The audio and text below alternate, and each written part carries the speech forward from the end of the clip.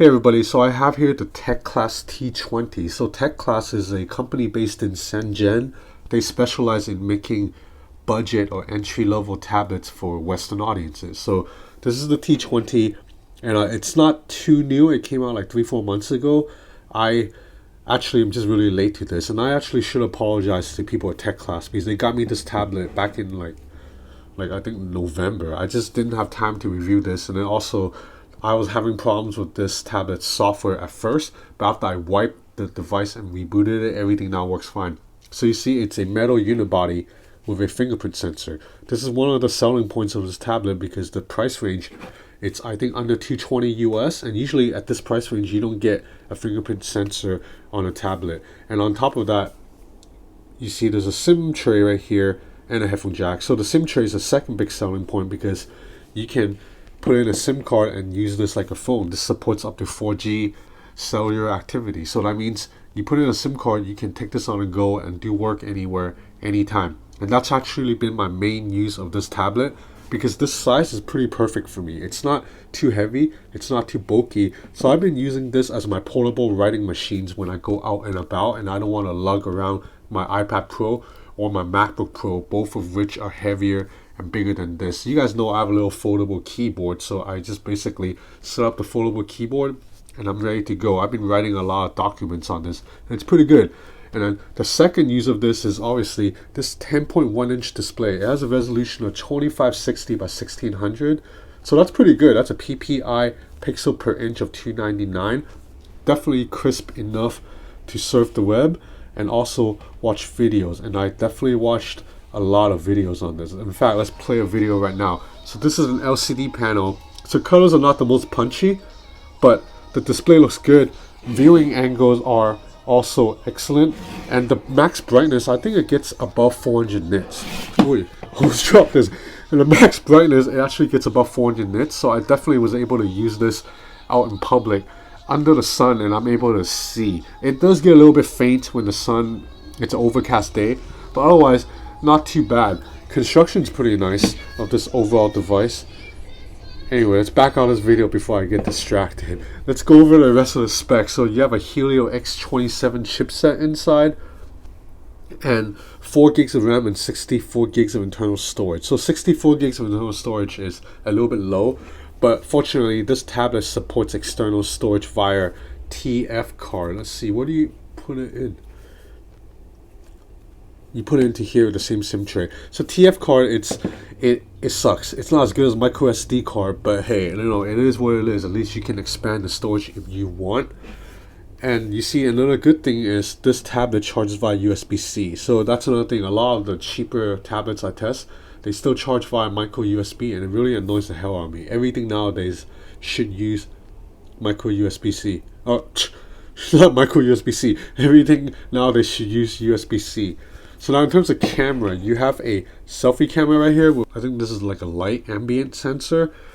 The selfie camera, it's a 13 megapixel lens, and it looks okay. I mean, you check out the footage right now for yourself. Okay, so this is a test video shot with the front camera of the Teclast T20. Footage looks out pretty crisp. I don't know how the sound is yet, so we'll test that. Hello, testing.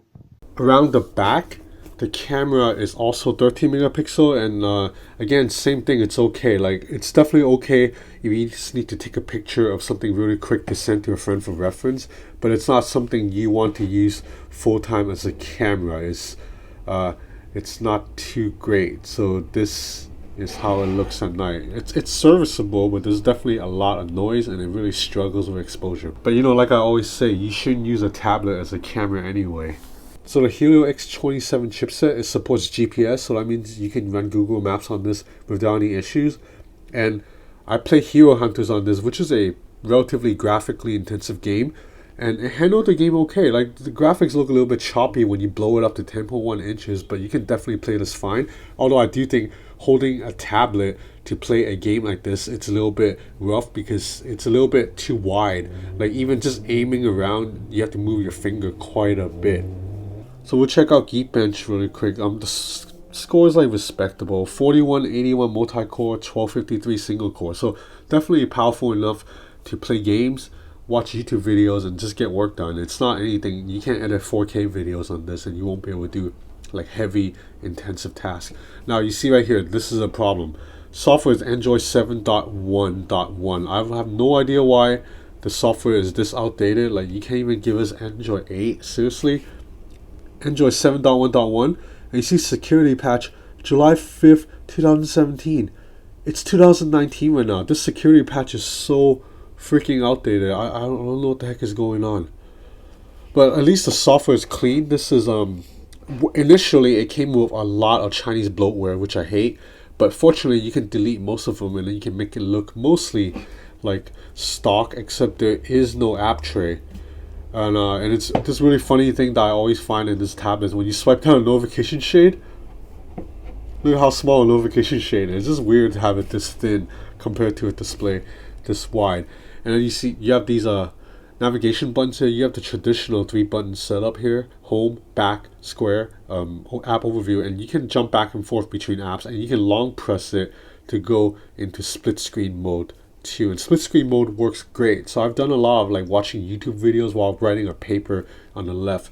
And then right here you have 2 volume buttons.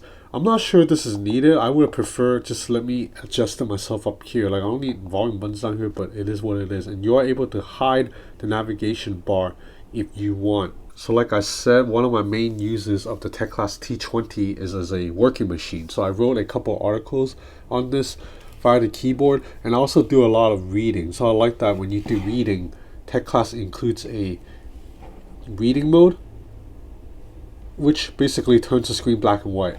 So now once you turn the screen black and white, it's like an e-reader. And so I'm just a lot of times I'm just sitting in bed reading entire articles, like long form articles like this. The black and white's a little bit easy on eyes. You also have a traditional blue light filter, but I like the black and white reading mode the best. Alright, you know what we gotta do? We gotta do a video speaker test. So another good thing about this tablet is it has stereo speakers that actually come out from the side, the left and right side. That's much better than some speakers that have speakers on the back. So let's see, we'll go to max volume. See, the speakers are good. You can't muffle even when you put your finger on it.